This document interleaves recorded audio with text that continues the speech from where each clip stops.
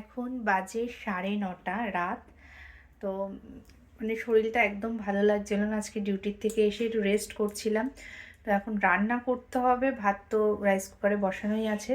তো এখন কি রান্না করব ভাবতে ভাবতে এখন ভাবছি একটু স্যালমন ফিশের মাখালো একটা ঝাল টাইপের কিছু একটা করে নেব।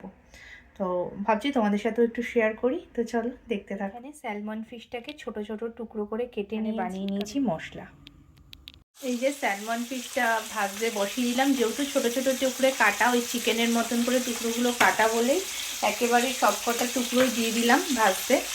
আর তারপরে মশলাটা কষিয়ে মাছটাকে দিয়ে একটু নাড়ি চাড়িয়ে নেবো। একদিন জানেন স্যালমন ফিশের ভাপা করেছিলাম, মানে যেরকম মাছ ভাপা হয়, ইলিশ মাছ ভাপা, চিংড়ি মাছ ভাপা, ঠিক সেভাবেই স্যালমন ফিশ ভাপা করেছিলাম। খেতে কিন্তু বেশ টেস্টি হয়েছিল। মশলাটাকে কষিয়ে তারপরে মাছগুলোকে দিয়ে দিয়েছি। এবার একটু নাড়িয়ে চাড়িয়ে হালকা সামান্য জল দিয়ে নামিয়ে দেবো। এরকমভাবে নর্মালি মাছ রান্না করে সেরকমই জিরার গুঁড়ো, ধনের গুঁড়ো, পেঁয়াজ বাটা এইসব দিয়েই বানালাম। জল দিয়ে ফুটতে দিলাম, ব্যাস। এবার একটু ওপর থেকে ধনেপাতা ছড়িয়ে দিলেই স্যালমন ফিশের ঝাল রেডি। গরম ভাতে কিন্তু দারুণ লাগে খেতে। দেখুন কি সুন্দর কালার এসেছে। এবার ওপর দিয়ে আমি একটু ধনেপাতা ছড়িয়ে দিচ্ছি। ধনেপাতার একটা হালকা সুগন্ধি আসবে। যে রেডি হয়ে গেছে জাপানের স্যালমন ফিশ দিয়ে ধনেপাতা দিয়ে একদম মাখো মাখো ঝাল।